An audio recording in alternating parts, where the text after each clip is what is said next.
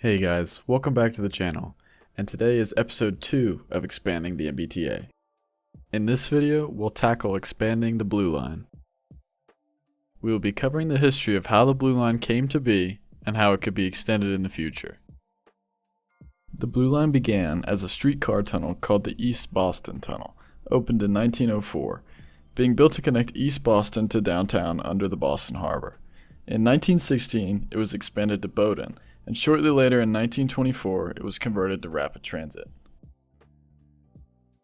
Two major extensions were both later completed in 1952 and 1954 respectively, with the former bringing it to Beachmont and the latter to Wonderland. Today, due to the tighter turning radiuses of the earlier streetcars that ran on the line, the modern Blue Line cars are much shorter than traditional rapid transit, being only 48 feet long, running on 6-car trains. Compare that to the orange or red lines where cars are nearly 70 feet long. The current Blue Line runs from Bowdoin to Wonderland, serving North Shore, Revere, East Boston, and downtown. It is a fully grade-separated rapid transit line, and is powered by a third rail between Bowdoin and the airport, then overhead powered to Wonderland. The Blue Line also has some of the fastest average speeds on the system, with the least delays. But for all of its strengths, the Blue Line just feels unfinished. It stops just short of connecting to the Red Line, and plenty of opportunities to expand from there. If we look at the Blue Line as something to be expanded upon, there are several feasible ways it could be extended to better serve Greater Boston. So let's talk about where the Blue Line could go next. Next stop, Charles MGH. Like I said earlier, the Blue Line is just short of connecting with the Red Line. This connection is called the Red-Blue Connector, and has been in talks for decades. Extending the Blue Line to Charles MGH is one of the most obvious and cost-effective extensions on the Blue Line, and in doing so, Bowdoin would also be closed, eliminating the extremely tight turns hindering longer train cars. The Red-Blue Connector would allow direct transfers from the Blue Line to Red at Charles MGH, making transfers easier for everyone, as well as setting up the Blue Line for our next extension west. In this hypothetical extension, I took the Blue Line under the Charles River, paralleling the current Red Line to Kendall, MIT, where the blue and red would have another transfer, directly linking East Boston to the tech and education hub of MIT. We then break off from the Red Line and continue down Broadway, where a loop is present for turnaround trains that we'll discuss later. Now we arrive at our next stop, Portland Square. This station is located at the intersections of Portland, Hampshire, and Broadway. It serves the dense neighborhoods north of MIT and sets us up for the curve to our next station. Entering Central Square. The Blue Line would dive down under the current Red Line station at Central Square and stop at a new platform, marking our last interchange with the Red Line and serving the core of Cambridge. Next, our line continues down Western Avenue to our next stop, Cambridgeport. Cambridgeport is located at the intersections of Putnam and Western Avenue and serves the neighborhoods of North Cambridgeport. It would provide connections to the current 64 and 70 bus routes. We again dive beneath the Charles River following Western Avenue through the Allston campus of Harvard University to our next stop, Lower Allston. This new hypothetical station is located at the intersection of Academic Way and Western Avenue, and would directly serve the Allston campus and rapidly growing surrounding district. With a dense concentration of students, faculty, and medical professionals, the area would generate strong, all-day ridership rather than just peak hour demand. The station would also feature a direct connection to the existing Route 70 bus. Next, we continue down the rapidly growing Western Avenue corridor to our next stop, Telford. Now I know the name is terrible, but I literally spent an hour trying to come up with something better that made sense, but I couldn't. So if you think of something better, let me know in the comments. This station would be located at the intersection of Western Avenue and Everett Street, serving an area that is rapidly rising with new towers and mixed-use development.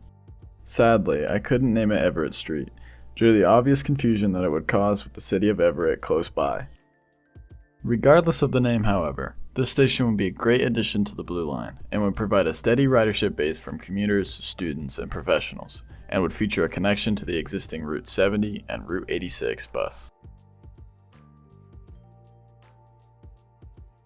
Continuing along Western Avenue to Arsenal Street, we once again cross under the Charles River and arrive at our next stop, Arsenal. Arsenal is a key Blue Line stop and future transfer to my hypothetical Green Line C branch extension. While we'll explore the C branch in another video, Arsenal would let riders transfer northeast towards Porter, Union Square, and beyond on the Green Line. This interchange has strong transit-oriented development potential, and also features a connection to the current Route 70 bus. Continuing down Arsenal Street, trains veer onto the abandoned rail right-of-way, surfacing into a train trench, similar to the trench in Pittsburgh. Building in a trench allows for easier access for maintenance, is much less noisy for the surrounding homes, and is much cheaper than boring a tunnel. Our next station is Watertown. This station would be located right in the heart of Watertown. It would be a sunken, covered station, which would be located in this parking lot between Church and Spring Streets, and has good potential for transit-oriented development and densification around the station. Continuing in a trench along the Watertown Community Path and under Main Street to our next proposed stop, Howard. Howard would be another sunken station located near the intersection of Pleasant and Howard Streets. This station has huge transit-oriented development potential, and I have drawn out some buildings to help visualize what that could look like. The line then tunnels under some existing buildings until Bridge Street, where it pops back up into a trench, back into a tunnel, and then into a trench again, slowing to our next station, Farwell Commons. This station is another one with huge transit-oriented development potential. And as expensive as housing is in Boston, it could certainly use it. It would also host a connection to the current Route 558 bus. Now we continue under River Street and over the Charles River, back into a trench and under Chemistry Park Station, as not to disturb the residents too much. Past Pine Street, the tracks rise to become elevated, going over the Charles River one last time on a bi-level bridge, with the lower deck carrying Elm Street and the upper deck carrying the Blue Line to our last hypothetical stop, Waltham. This station would be elevated next to Elm Street and allow transfers to the commuter rail as well as the Green Line D branch extension. While we will discuss the D branch extension in another video, Waltham would allow transfers to the D branch, heading northeast to Alewife, Gilman Square, and beyond on the Green Line. The station would also feature connections to bus routes 505, 553, 554, 558, 70, and 61. That finishes up the western extension of the Blue Line, being nearly 10 miles long and adding 12 new stations from Charles MGH to Waltham, filling one of the larger transit gaps in Greater Boston. Using census data and some math, we can calculate that ridership could be as high as 60,000 a day on this corridor from Government Center to Waltham. That number, however, is not taking into consideration transfers from other lines or future transit-oriented development, which both could increase ridership substantially.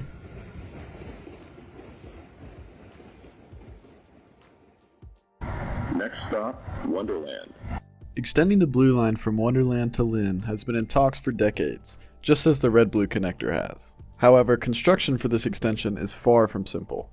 The most common proposal follows the old Boston, Revere Beach, and Lynn Railroad's former right-of-way following the peninsula to Point of Pines.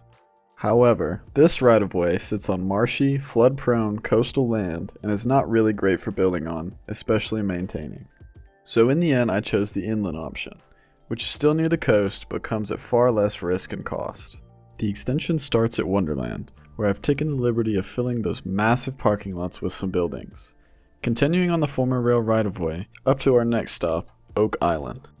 Oak Island would be an elevated station, allowing for tracks to continue over the marshes and join the commuter rail's Newburyport-Rockport line right away. There is some opportunity for transit-oriented development, however space is limited. Like I mentioned earlier, we then move over a viaduct to join the commuter rail right-of-way. I did this to try and protect from some of the issues mentioned earlier, as well as to avoid decades of environmental review and lawsuits that would come from using the former railroad right-of-way.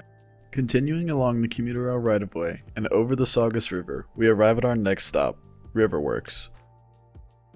Riverworks is a side platform station located next to the General Electric Aerospace plant and a massively underutilized empty lot. This station could serve as a hub for huge transit-oriented development in this area, and I have drawn out some buildings to show what that could look like. The line then continues along the commuter rail right-of-way, passing over a few new bridges before entering our last stop, Lynn. Lynn would be an island platform station located between the current commuter rail station and parking deck, where provisions for its eventual construction have already been made. The station would bring direct rapid transit access to Lynn and the suburban commuters northeast of Boston, as well as connecting to the current bus routes 426, 429, 435, 441, and 456. Its construction could be a massive boost to Lynn's economy, and much of the downtown's empty lots and parking could be filled in with transit-oriented development. This extension would be just over 4 miles long, adding 3 new stations. And even though this extension has been talked about for ages, it is the lowest ridership extension we will discuss, only adding about 12,000 daily riders. However, that is not factoring in suburban commuters or commuter rail transfers, so this number could be as high as 20,000 or more. Now that we have covered the 2 extensions to each end of the Blue Line, we will talk about our last extension. Next stop, Maverick. For decades, Chelsea and Everett have been without any real rapid transit. Instead, almost everybody relies on buses, making routes like the 111, 112, and 116 some of the busiest bus routes in the entire MBTA system. Chelsea and Everett clearly have the density and travel demand to support rapid transit. Functionally, however, these cities are rail transit deserts. So let's change that. This proposal adds a Chelsea-Everett branch to the Blue Line. Trains would run through downtown on an existing Blue Line, but instead of the awkward turnarounds at Bowdoin, branch trains would use the new turnaround loop at Kendall MIT. This would let branch trains turn around cleanly without interfering with mainline service.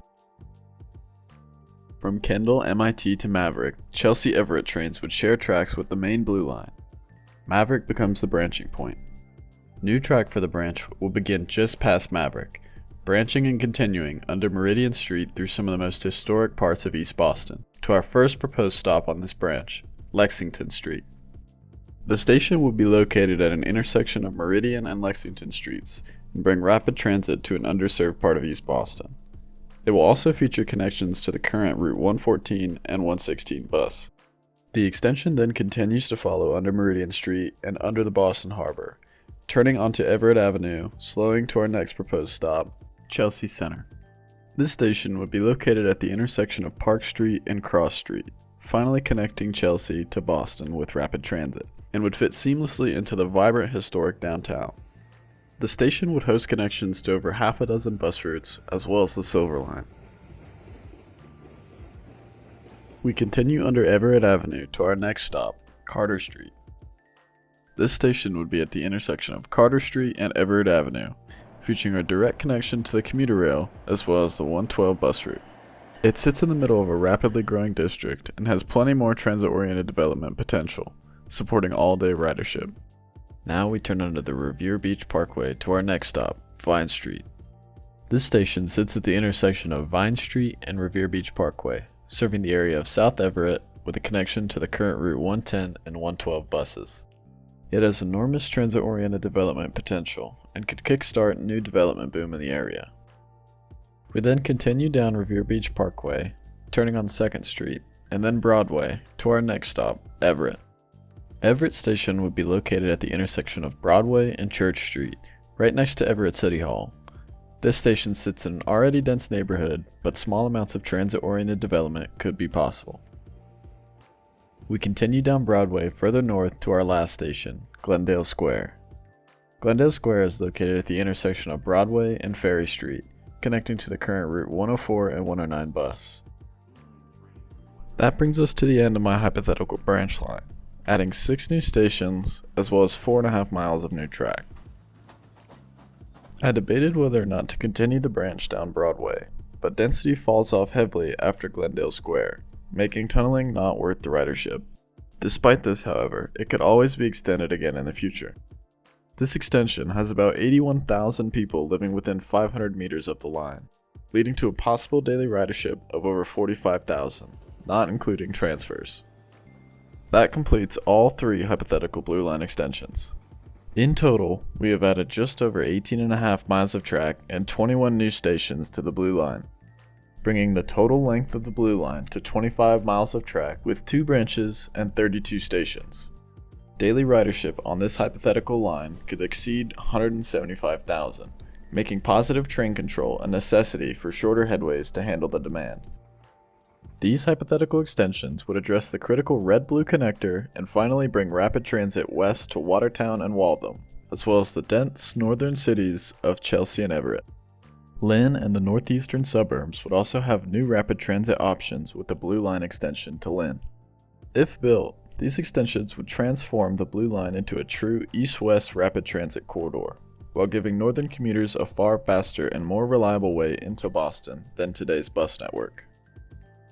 Anyways guys, that's all I've got for today. Let me know what you think of this hypothetical Blue Line extension in the comments, and what you would like to see next.